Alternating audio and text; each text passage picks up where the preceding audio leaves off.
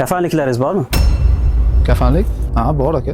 Do'stim, Ho, yaxshimisan? tinchmisan? Sog'lomlar yaxshimi? Do'stim. Qaniysan? Nima kiyishmi bu?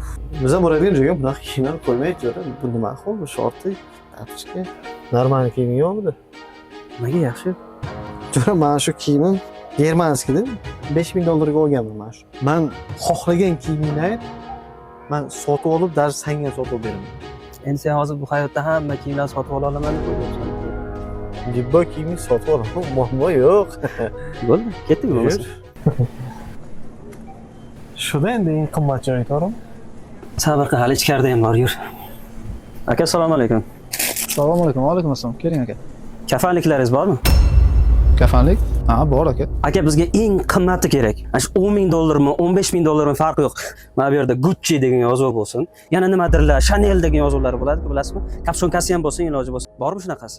Kafanlikda aka, siz aytganingizdek bo'lmaydi, hammasi bir xil bo'ladi lekin.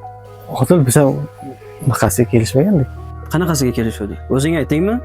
Xohlagan narxdagi kiyimingni sotib olaman dedingmi? Gapirishdan oldin o'ylash kerak. Mujik, ol. Pulingizga xohlagan kiyimingizni sotib olishingiz mumkin. Lekin kafan hammaga ham nasib qilmaydi.